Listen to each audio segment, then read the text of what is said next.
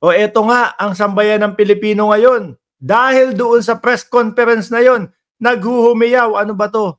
Meron tayong isang vice-presidente na hindi fit sa kanyang trabaho.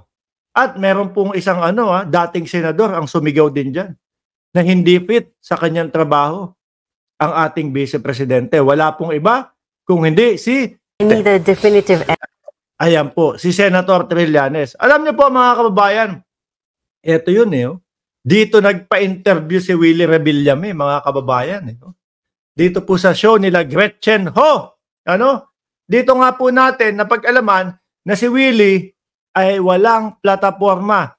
Hihintayin munang manalo bago magkaroon ng plataforma, mga kababayan. Okay? Ito din po yung show na yon, mga bossing. Dito natin nalaman na, hintayin ko munang manalo ko bago ko isipin kung ano ang gagawin ko.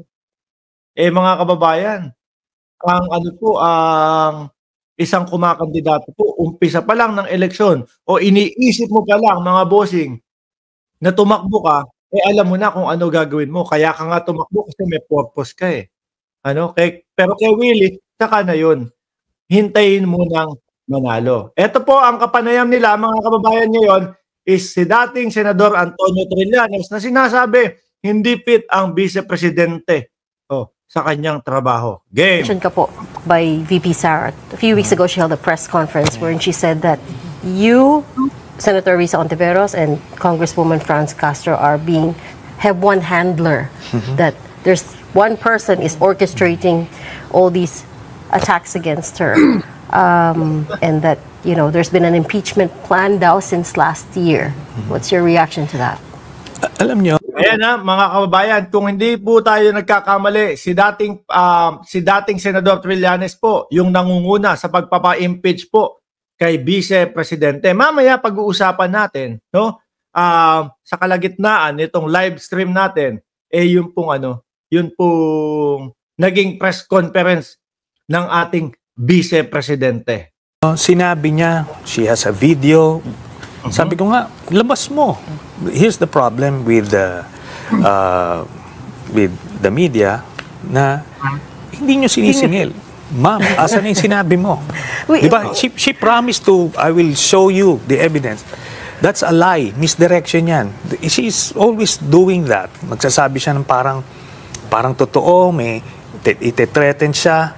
But she always comes up short. She never follows through. Wala yun. It's para lang sa kanilang mga influence. Panggoyo lang. Para lang maibsan yung mga kinakaharap niyang mga tanong. Meron akong ganitong video, ganito, ganyan, ganyan. So dapat sa mga susunod na mga panahon na ma-interview ulit nila ang Vice Presidente, Madam, tama nga naman si Senator Trillanes. Nasaan po yung video? Pakilabas po. So, Sen, I need a definitive answer. Do you have a handler or not? None. I never had one. Kilala naman yung track record namin. Ewan ko po mga bossing, kung bakit nasabi na si Trillanes, may handler yan. Si Risa Ontiveros, may handler yan para daw po sirain yung mga Duterte. Simula pa lang po, mga kababayan, umpisa pa lang po. Tumatakbo pa lang po bilang pagkapangulo ang dating presidente, mga kababayan. Ito na po ang unang-unang bumabati ko sa kanya. Kung iniisip po nila, mga bossing, na si Senator Antonio Trillanes, na dating senador po, hinahawakan ni Pangulong Bongbong Marcos. Parang nagkakamali ho yata sila. Talagang dating-dati pa, bumabatikos na to Kaya nga po merong mga video, merong mga interpellation siya na ngayon po nagkakatotoo. Di ho ba? Ngayon po nagkakatotoo, mga kababayan, yung mga 8 taon, 9 na taon na sinasabi ni Senator Trillanes. Meron kami pinursue na investigation. We see it through until the end, di ba? And kahit wala na ako sa posisyon, I'm still pursuing that. And ngayon, I'm running after her. Ngayon yung impeachment, palagay ko, those politically aware na mga Pilipino, eh, alam na unfit siya to hold public office. Alam niyo po mga kababayan, kaya nga sabi ko yung kung sino man yung nagpumilit kay Inday Sara Duterte na magpa-press con, ha? Nako, ikaw ang may kasalanan na to.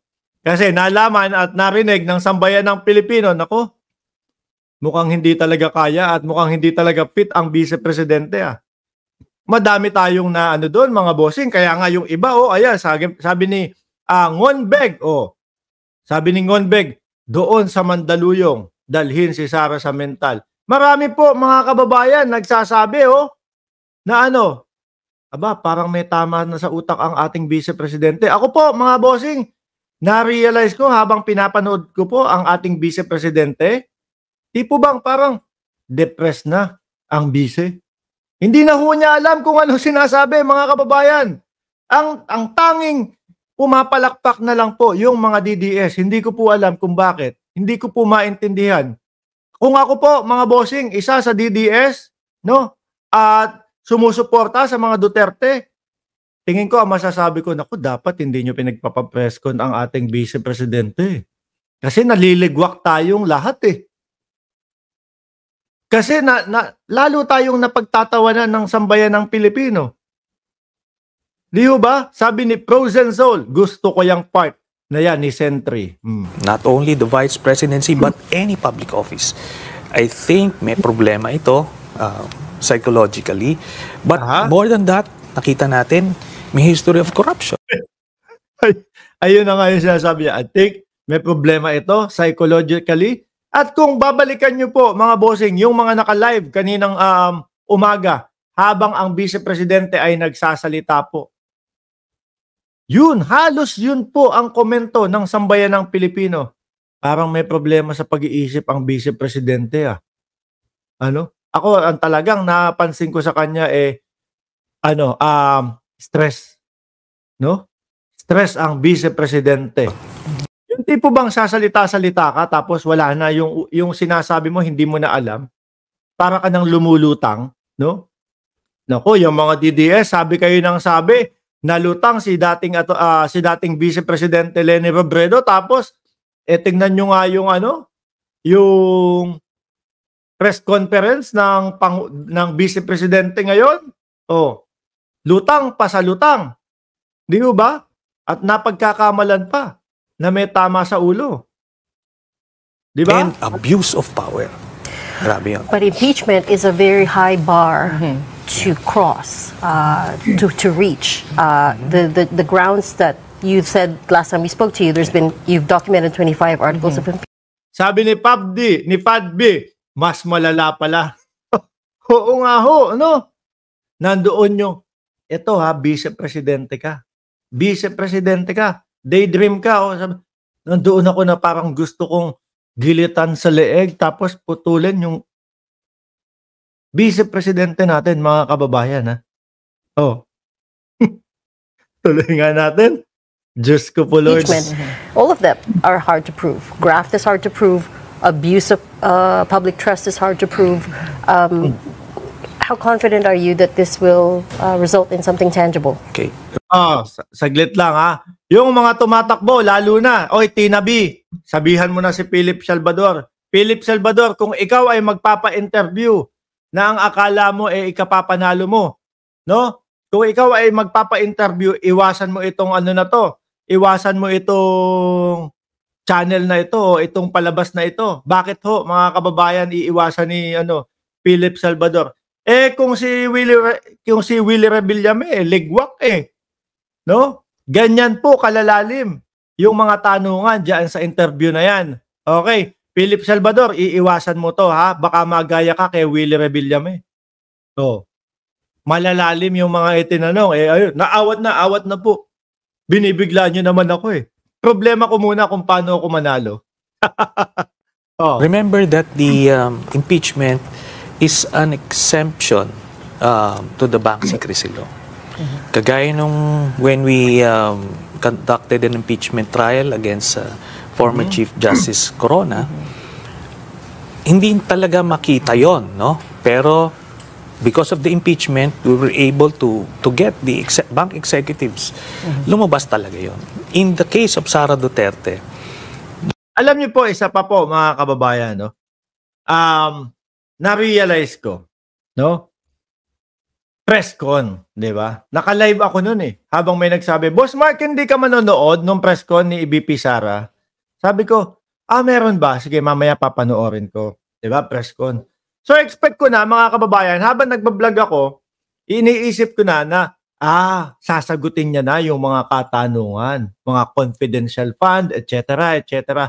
Yung mga dapat malaman na sambayan ng Pilipino. Aba, para po tayong nag-storytelling doon Kala ko nga nanonood ako nung isang storytelling na yung merong marahas, madugo, na tegihan. Biruin mo, yun nga, nasabi ng Vice Presidente, ini-imagine ko, doon katabi ako, hinihingi ng bata yung relos ng Presidente, ang sagot niya, why? Why should I give you? Alam niyo po mga kababayan, kung kayo po nanonood doon, kung kayo po nanonood doon mga kababayan, at narinig niyo yun, siyempre, alam niyo po yung tipo bang, sige nga, sabihin mo sa akin kung ano ang dahilan kung bakit ko ibibigay sa iyo itong Rolex na ito. O, kapag maganda yung dahilan, iaabot, ibibigay. Pero si Inday Sara, iba daw po. No? Gigilitan ko. Parang gusto kong gilitan. Alam mo ba, yung bata na yan, hindi natutulog. Sabi ko, parang yung mga sinasabi ni VP Sara, siya yung hindi natutulog. Lutang na lutang ho no? Hindi natutulog para pag-asa ng bayan. Tapos lumayo na po ng lumayo. Mga bossing. Alam niyo po kung nakinig tayo kay dating Senador Trillanes na hindi fit si VP Sara sa kanyang posisyon. Malamang po wala tayong kinakaharap na ganito. Malamang po West Philippine Sea.